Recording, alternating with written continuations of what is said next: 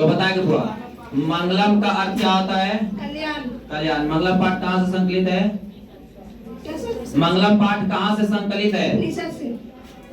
मंगलम पाठ के रचनाकार? महर्षि वेद। उपनिषद के रचनाकार? महर्षि वेद। वेद के रचनाकार? महर्षि वेद। वेद की संख्या? वेद के 4। वेदांत 6। उपनिषद 108। उपनिषद एक कैसा ग्रंथ है? आध्यात्मिक ग्रंथ। उपनिषद में किसके महिमा का वर्णन किया गया है? आत्मा एवं परमात्मा। किसकी महिमा? ऑप्शन सुनो। पर पुरुष, परम पुरुष, देव पुरुष, असुर पुरुष। परम पुरुष। परम पुरुष। मंगलम पाठ में कितने मंत्र है? 5। मंगलम पाठ में कितने उपनिषद के मंत्र है? 4। सोने से पात्र से किसका मुख ढका हुआ? सत्य का। सत्य का मुख किस पात्र से ढका हुआ? सोने से पात्र सा। छोटी से छोटी क्या है? आत्मा। अणु से छोटा क्या है? आत्मा।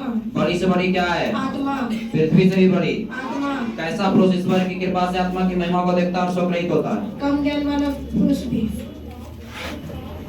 किसकी जीत होती है? सत्य की। किसकी जीत नहीं होती है? असत्य की। देव का मार्ग किससे विस्तार होता है? सत्य से। सत्य से क्या प्राप्त होता है? देवलोक।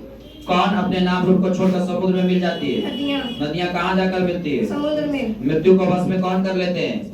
मूर्ख, अज्ञानी, विद्वान, इनमें से कोई नहीं। क्या सर?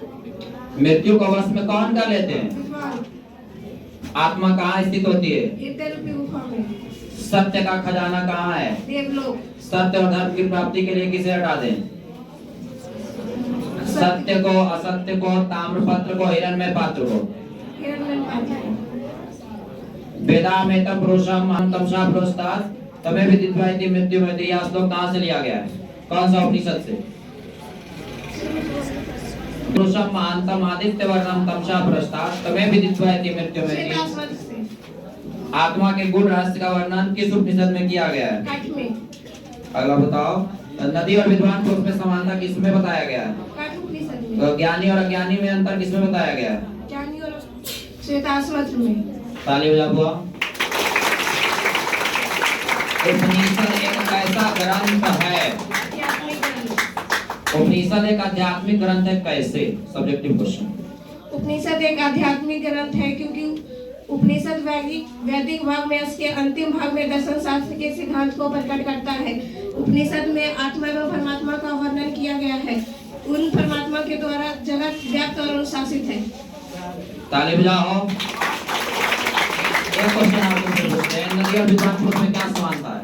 नदी मुंडक उपनिषद में नदी और विद्वान लोग में समानता बताया गया है कि नदी जिस तरह अपने नाम रूप को छोड़कर समुद्र में मिल जाती है, ठीक उसी प्रकार विद्वान लोग अपने नाम रूप को छोड़कर परम पुरुष परमात्मा में मिल जाते हैं।